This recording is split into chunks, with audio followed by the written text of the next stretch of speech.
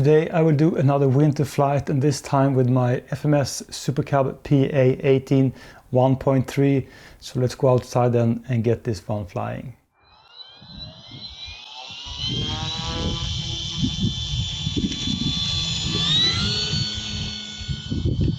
There's some wind today and just a grey sky, so this plane might just disappear a little bit, as it is more or less just white and black.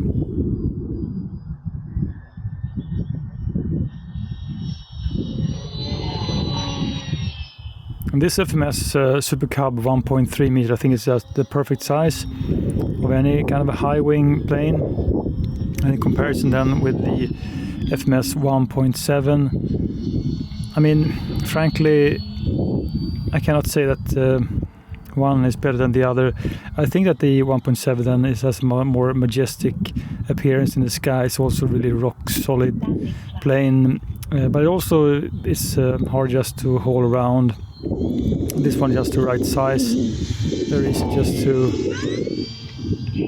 do whatever you like. It's quite powerful. It runs on 3S. I think it can actually go 4S on this one. I haven't tried on mine, so I have enough performance as is. So that's going for a touch and go then, just full flaps and get it down. You have these great landing gears on this plane, which means that you don't have to worry all metal gear construction. And in general, I think that FMS, they've just made so many great planes, and this Cub then just is no exception. And I would really love for them to make this model then available in kind of a yellow and black paint job. That would be just fantastic. But feature-wise, it comes in a really small box. You have flaps at the lights. You can mount floats on this plane as well. Today I have a really thin layer of snow on the ice, so I don't have to use floats. I can use just wheels. I've replaced the speed controller in mine, and so I have an Avian 45 amp just to get full telemetry from my batteries, which is a useful feature, so you don't end up just crashing your plane because you're out of power. And it just goes in and out of flaps really well, this plane. So the wind is coming from my right shoulder. So that's why I'm doing kind of approaches from this angle then. Let's try it on the mains. I mean, it's surprisingly easy to fly. I haven't experienced really any bad flying behavior from this plane. I had kind of one crash, but I totally my fault because I just went really stupid slow and just banged too much, so it went down. But it's also a really sturdy plane. I haven't had anything. I think I've maybe scraped it a little bit and just got a crack in the spinner, but that's about it. Time remaining 2 minutes. Landing flaps.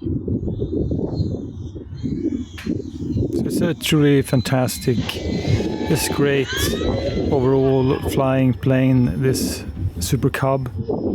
And in general, I tend to just like these high wing planes more and more. Very fun just to do aerobatics with them. You have usually, in my opinion at least, a little bit better visibility with the high wing planes. Just because you have the landing gears and the fuse underneath, so it's just easy to tell orientation if you're upside down, for instance. And kind of going kind of sideways, so I mean, really easy just to fly this plane. And if I would recommend the 1.7 or the 1.3, I suppose I would go for the 1.3, just because I think that actually how they fly, they are kind of similar.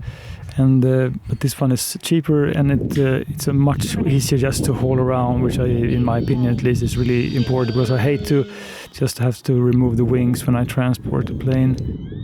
And this one is also, it's kind of fairly lightweight. It's not like the FMS Ranger 1.2, which is a really lightweight plane, but it's still okay, even though they have these large air-filled tires. Then I kind of flopped it down. So I mean, sometimes when the wind just drops, and you kind of try to windsurf.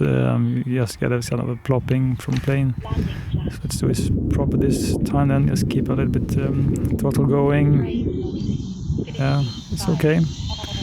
So again, to get some sort of just battery warning, and of course it's a little bit chilly today, so I think that the batteries do take a hit. And in general, I would like to just to fly this fan also inverted, but as the sky is so gray, just to not take any chances, I'm just doing it around kind of the right side up. Another approach. Let's make it really smooth. Oh, a really fantastic plane, this Super Cub from FMS. I'm really digging it.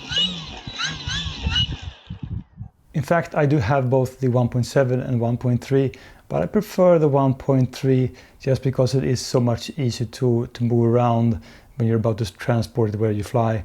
And I also think that it's more lightweight, so it just feels a little bit more comfortable when I fly this RC airplane.